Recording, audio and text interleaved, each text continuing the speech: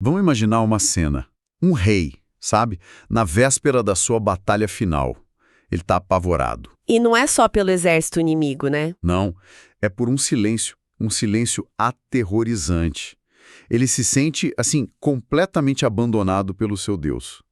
E aí, no puro desespero, ele busca respostas num lugar que ele mesmo proibiu sob pena de morte. Sejam bem-vindos. Hoje a gente vai fazer uma análise profunda de uma das passagens mais dramáticas e, eu diria, psicologicamente complexas da Bíblia. A história do rei Saul e a necromante de Endor, lá em 1 Samuel, capítulo 28. E para guiar nossa conversa, nós vamos usar os textos e as notas de estudo da Bíblia de Estudo Holman e da Bíblia de Estudo NA. A ideia não é só recontar a história, mas é descompactar o contexto, as ironias e o que essa narrativa milenar revela sobre liderança, sobre fé e, claro, sobre desespero. Exato. A nossa missão aqui é tentar entender o que leva um líder, uma pessoa com tanto poder, a chegar num ponto de ruptura tão extremo, a ponto de quebrar as próprias leis, a própria fé, só para encarar o que parece ser um destino inevitável. Ok, vamos começar a desvendar isso. A cena inicial já é de uma tensão imensa. De um lado você tem o exército dos filisteus, gigante, reunido em Sunem. E do outro? Do outro, em Gilboa, o exército de Israel e seu rei, Saul. E a fonte descreve que quando Saul vê o acampamento inimigo, não é só um medo estratégico. O texto diz que tremeu e estremeceu muito seu coração. É algo visceral. E esse medo, ele vai muito além do campo de batalha. É um medo, assim, existencial. Num momento como esse, um líder como Saul buscaria orientação divina, um sinal, qualquer coisa. Claro, mas ele encontra um silêncio absoluto. As fontes são bem enfáticas nisso. O Senhor não lhe respondia nem por sonhos, nem por Urim, nem por profetas. Ok, vamos detalhar isso um pouco porque é crucial. Sonhos e profetas a gente entende. Mas e o Urim? O que era exatamente? O Urim, junto com o Tumim, era um par de objetos sagrados. O sumo sacerdote usava para obter uma espécie de resposta sim ou não de Deus. Pensa nisso como se fosse a linha direta oficial com o divino, sabe? Ah, entendi. Então, quando as fontes dizem que nem sonhos, nem profetas, nem o Urim funcionavam, é como dizer que o telefone, o e-mail e a linha de emergência de Saul com Deus estavam todos mudos. Ele estava numa bolha. O isolamento espiritual era total, absoluto. E é nesse vácuo, nesse silêncio ensurdecedor, que ele toma a decisão que vai definir o resto da vida dele. Ele vira para os servos e diz: procurem uma mulher que seja médium para que eu a consulte. É basicamente ele dizendo, se a porta da frente do céu está fechada... Eu vou procurar uma porta dos fundos, não importa o quão proibida ela seja. Então isso muito bem. O próprio Saul, no auge do poder dele, em obediência à lei, ele havia desterrado os médiuns e os adivinhos de Israel. Era uma política de governo dele. Exato. Ele limpou a terra daquilo que agora ele busca desesperadamente. Isso é mais que ironia, é um colapso de identidade. O que isso diz sobre como os nossos princípios mais rígidos podem se desfazer? Olha, revela um princípio atemporal, né? O quão rápido os nossos valores mais firmes podem se despedaçar quando o medo e o isolamento tomam conta. Não é só a história de um rei antigo, é um espelho de como a convicção humana é testada no limite. É verdade. Quando a pessoa se sente encurralada, os próprios decretos que ela assinou viram pó. É um ato de pura desesperança. Então, com todas as portas divinas fechadas, ele decide chutar essa porta proibida. Mas ele não pode simplesmente aparecer. Como é que ele organiza essa missão? É tipo uma operação clandestina, certo? Totalmente. A narrativa descreve que ele se disfarça, troca as vestes reais por roupas comuns. Certo. E leva apenas 2 homens com ele, viajando à noite até a cidade de Endor. Ele não pode ir como rei, porque o próprio decreto dele o condenaria à morte. E as notas de estudo ressaltam que essa não era uma viagem qualquer. Era uma missão quase suicida. Exatamente.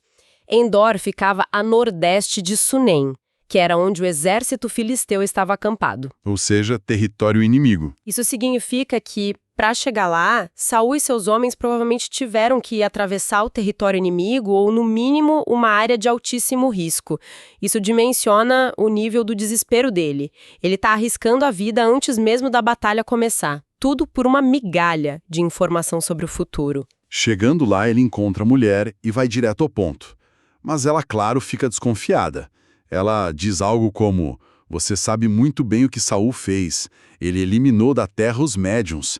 Por que você está armando uma cilada para mim, para me matar?" Ela acha que é uma armadilha. Com toda razão. E a resposta de Saul é talvez o ponto mais baixo da jornada espiritual dele. Para acalmá-la, ele jura pelo nome de Deus. Ele diz: "Vive o Senhor, nenhum castigo lhe sobrevirá por isso." Uau!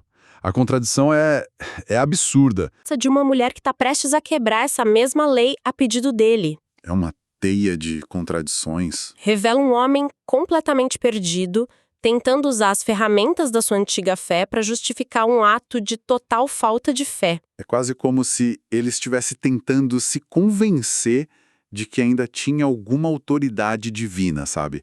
Usando o nome de Deus para validar um ato que o afastava ainda mais dele. Perfeito.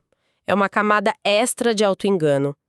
Ele está em queda livre, mas ainda tenta se agarrar aos destroços do avião. Convencida pelo juramento, a mulher cede. Ela pergunta quem ele quer que ela invoque. E a resposta de Saul é carregada de história. "Faze-me subir a Samuel." Ele não pede um anjo qualquer. Não. Ele pede pelo profeta que o ungiu rei e que também anunciou a sua queda. Ele quer ouvir a sentença da fonte original. O que acontece a seguir é um dos momentos mais debatidos dessa narrativa. O texto descreve que, quando a mulher vê a aparição, ela dá um grito. E é nesse momento que ela percebe com quem está falando. Ah, então a aparição revela a identidade dele? Parece que sim. Ela diz: "Por que você me enganou? Pois você mesmo é Saul." E como a aparição é descrita? Porque, pelo que eu entendi, o Saul mesmo não a vê diretamente, né? Exato, ele depende da descrição dela. Primeiro ela diz que vê um ser divino subindo da terra. A palavra hebraica aqui é Elohim, um termo que pode significar Deus, deuses ou seres divinos. Mostra a magnitude da coisa. Com certeza, não era um fantasma qualquer. Depois, para ser mais específica, ela o descreve como um ancião, envolto numa capa. E essa capa era a marca registrada de Samuel, o manto de profeta. É o detalhe que convence Saul. O texto diz que ele se inclinou com o rosto em terra e se prostrou. Ele se curva diante da descrição de uma mulher. Que ele mesmo tinha tornado uma criminosa. E o espírito de Samuel, ou o que quer que seja essa aparição, não traz nenhum consolo. Sua mensagem é de uma dureza cortante.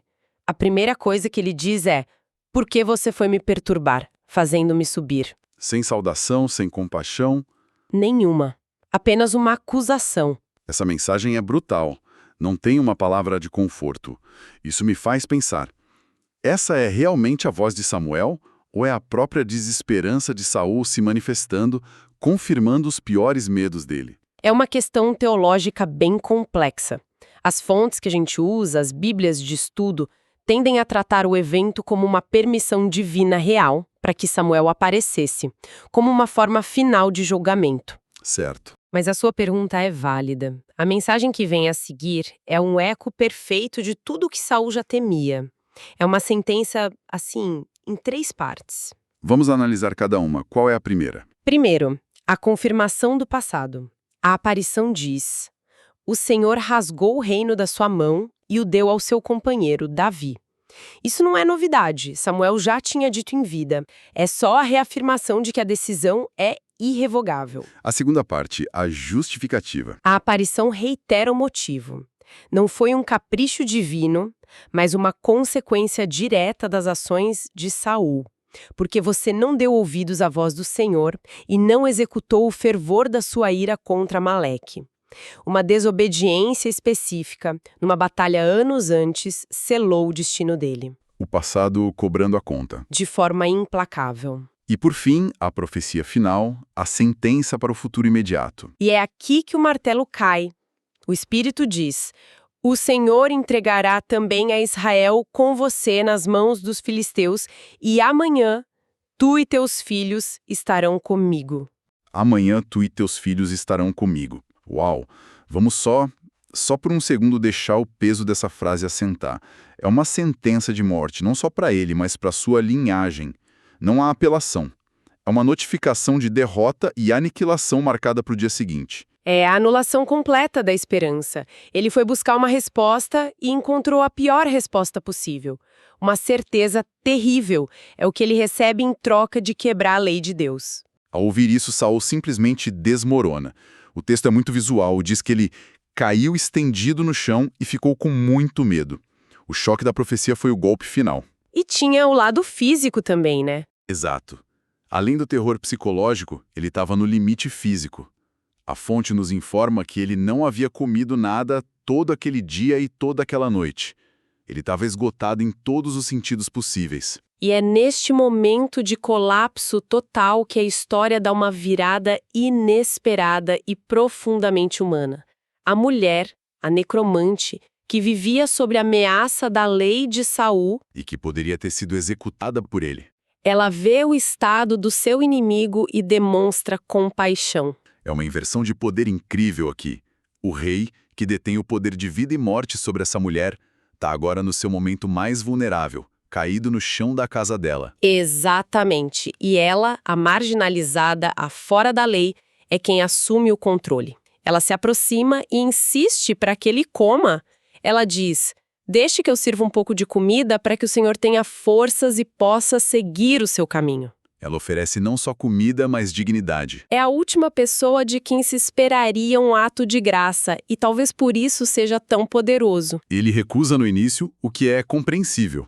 Quem consegue comer depois de receber uma sentença de morte? Mas os homens dele e a própria mulher insistem até ele ceder. E a reação dela é impressionante. Sim, É notável. Ela não oferece restos ou pão velho. As fontes detalham que ela tinha um bezerro cevado em casa. Isso não era um animal comum de dia a dia.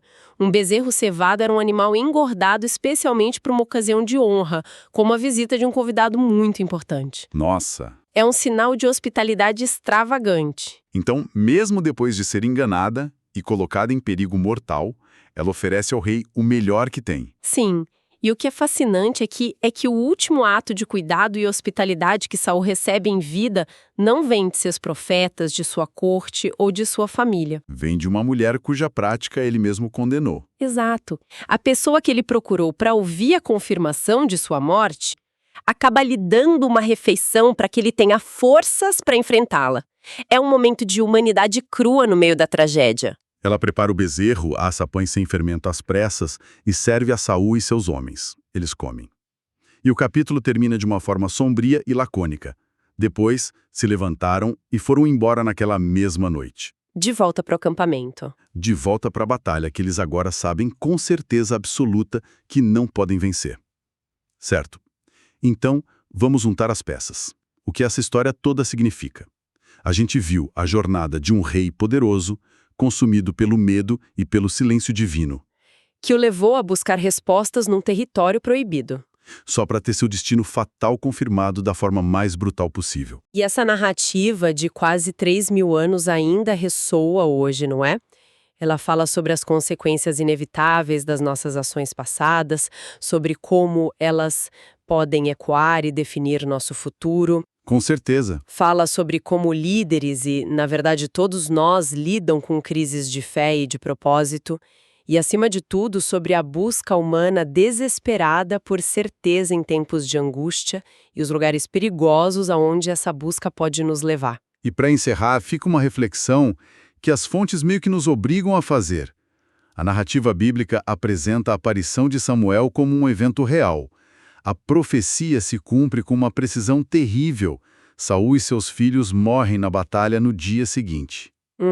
Isso nos deixa com uma pergunta complexa. Num sistema de crenças com regras tão claras sobre o certo e o errado, o que significa quando um ato proibido, como a necromancia, resulta numa mensagem que se revela absolutamente verdadeira? A origem de uma informação altera sua veracidade? É uma questão para se pensar.